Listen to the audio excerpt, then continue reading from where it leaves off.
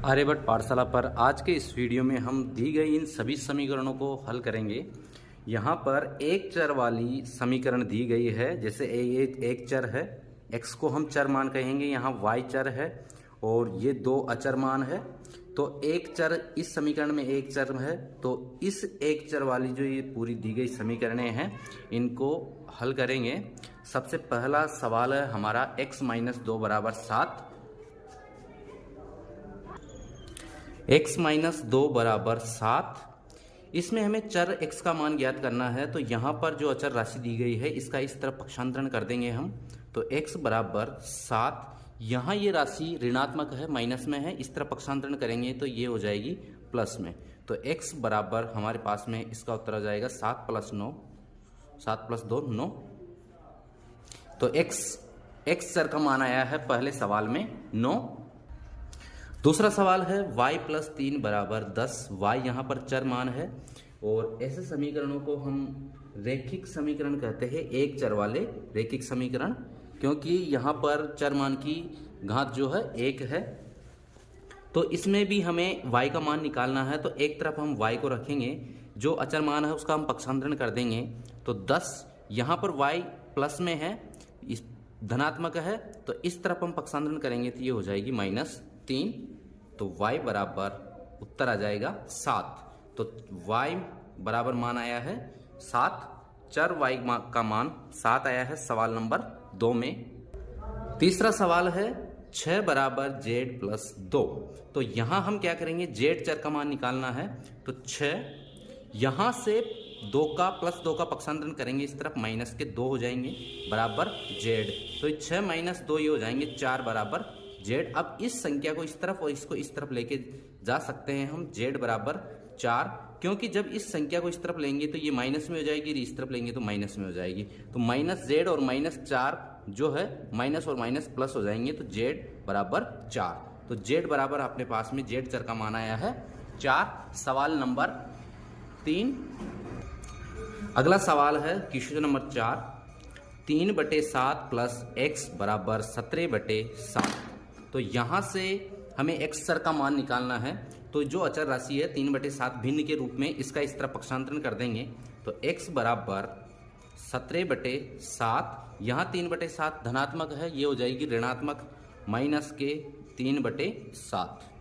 तो x बराबर इनका जो एलसीएम आएगा, लघुत्तम समाप्रत्यय, वो आएगा 7। ठीक है, क्योंकि दोनों के हर समान है, तो समान हर होने पर उन संख्याओं का एलसीएम भी वही संख्या आ जाती है जो हर में होता है। अब यहाँ से 7 का भाग 7 में एक बार और 1 को गुणा करेंगे हम 17 से, तो 1 को गुणा करेंगे 17 से तो 17, माइनस 7 का भाग 7 में एक बार, 1 को 3 से गुणा करेंगे तो 3। तो x बराबर 17 - 3 करेंगे तो 14/7। तो 7 से विभाजित है दोनों संख्याएं 14 और 7, तो 7 दूना 14, 2 आया है। x का जो मान आया है अपने पास में, यहाँ पर x बराबर 2, x सर का मान क्या आया है, 2 आया है। तो इस तरह की भिन्न संख्याओं को हम पक्षांतरण करके उनका एलसीएम ले लेते हैं। अगला सवाल है क्वेश्चन नंबर 5, 6x = 12। तो यहाँ हमें x का मान निकालना है, और ये जो 6 है ये x के गुणा में है। ठीक है, अब इस संख्या को 6 को हम क्या करेंगे, इस तरफ पक्षांतरण करेंगे, x का गुणांक है 6, तो यहाँ x बराबर ये 12, इस 6 को इस तरफ लेके आएंगे हम। अब यहाँ पर ये गुणा में है, तो गुणा की संख्या का अगर हम पक्षांतरण करते हैं तो वो भाग में आ जाती है। तो 6 से 12 को विभाजित कर देंगे 2 बार, तो x बराबर अपने पास मान आया है 2, चर x का मान आया है 2। अगला सवाल है t/5 = 10। यहाँ से हमें t का मान निकालना है, इसके नीचे हम 1 मान लेंगे। इन संख्याओं को वज्र गुणा करेंगे।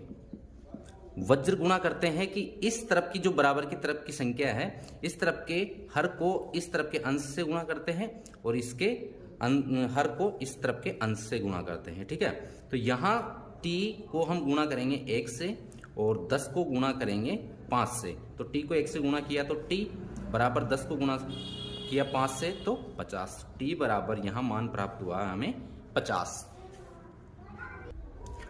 अगला सवाल है 2x/3 = 18। ठीक है, तो सबसे पहले हमें इन संख्याओं को इस जो हर में संख्या दी गई है इसको इससे गुणा कर देंगे, क्योंकि यहाँ पर भाग में जो संख्या है उसका अगर पक्षांतरण करते हैं तो दूसरी तरफ जाएगी, जो संख्या हर में है उससे गुणा हो जाती है। तो 2x बचेगा इस तरफ और यहाँ 18 गुणा 3 हो जाएगा। ठीक है, 18 गुणा 3। अब यहाँ से हमें x का मान निकालना है तो इस 2 का भी हमें पक्षांतरण करना होगा। तो यहाँ 2 क्या है, x के गुणा में है। ठीक है, तो x बराबर इस तरफ गुणा की संख्या का पक्षांतरण इस तरफ करेंगे तो ये आ जाएगी भाग में बटे 2। यहाँ 2 से विभाजित है 1 बार और ये 2 से 18 विभाजित है 9 बार।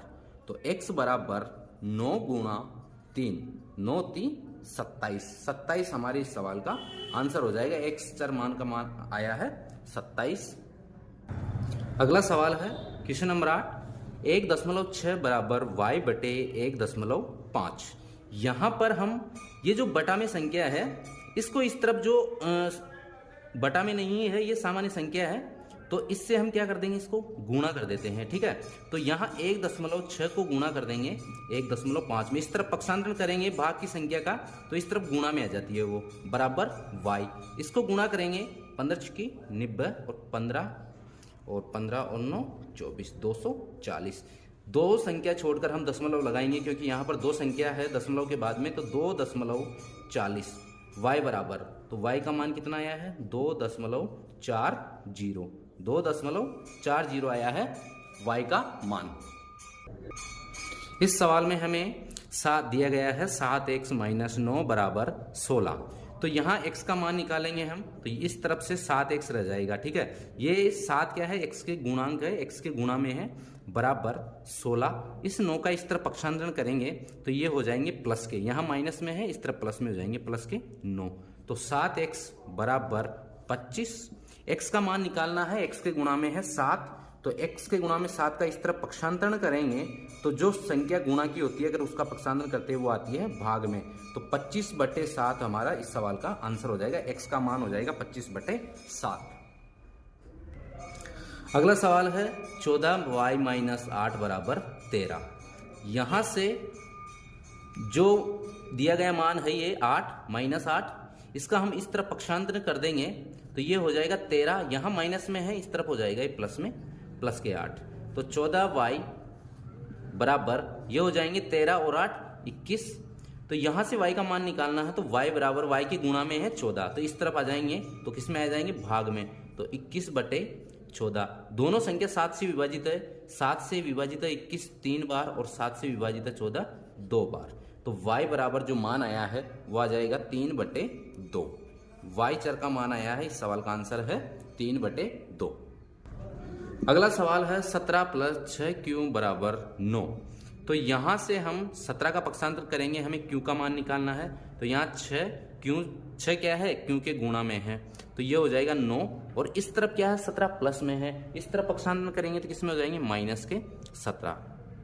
तो 6q बराबर यहाँ से हम 9 में से 17 को कम करेंगे तो माइनस की संख्या बड़ी है इस तरफ, तो यहाँ पर अपनी जो उत्तर आएंगे संख्या आएगी वो ऋणात्मक आएगी, क्योंकि 9 प्लस के ही है और 17 किसके हैं, माइनस के। तो 9 तो हमने कम कर दिए, उसके बाद में कितने बचे, 8 बचे, तो माइनस के क्या है 8। ठीक है, यहाँ से 6 का पक्षांतर करेंगे, 6 इस तरफ भाग में आ जाएंगे, यहाँ गुणा में है तो -8/6। दोनों संख्या 2 से विभाजित है, 2 से 8 4 बार, माइनस के 4 और 3 बार है 6 विभाजित। तो क्यों बराबर जो उत्तर आया है -4/3, -4/3 आया है क्यों का मान। अगला सवाल है x/3 + 1 बराबर 7/15। यहाँ हमें x का मान निकालना है, तो सबसे पहले हम जो अचर मान दिया गया है 1, इसका इस तरफ पक्षांतर करेंगे तो 7/15, यहाँ प्लस में है इस तरफ माइनस में हो जाएगा। अब इसके नीचे संख्या दी नहीं गई है, भिन्न नहीं है, ये भिन्न है, तो इसको भी भिन्न बनाकर इसका एलसीएम लेंगे हम, तो इसके नीचे 1 मान लेते हैं। तो x/3 बराबर इसका एलसीएम आ जाएगा 15, यहाँ 15 का भाग 15 में 1 बार और 1 को 7 से गुणा करेंगे 7, माइनस 1 का भाग 15 में 15 बार और 15 को 1 से गुणा करेंगे 15। तो x बराबर x/3 बराबर 7 में से हम 15 को प्लस के 7 में से 15 कम करेंगे तो यहाँ बचेंगे माइनस के 8 बटे 15। अब इन संख्याओं को क्या करेंगे, ये जो 3 है हमें x का मान निकालना है तो इस तरफ x रखेंगे, यहाँ पर ये भाग में है तो ये अंश की संख्या से गुणा हो जाएगा। तो x बराबर -8 गुणा 3 बटे 15। अब ये दोनों संख्या गुणा में है तो इस 3 से विभाजित हो जाएगा, ये 15 5 बार। तो यहाँ जो मान आएगा x बराबर -8 बटे 5। x का मान आया है -8 बटे 5। तो आज के इस वीडियो में हमने 12 समीकरणों को हल किया है जिसमें एक चर वाले रैखिक समीकरण थे।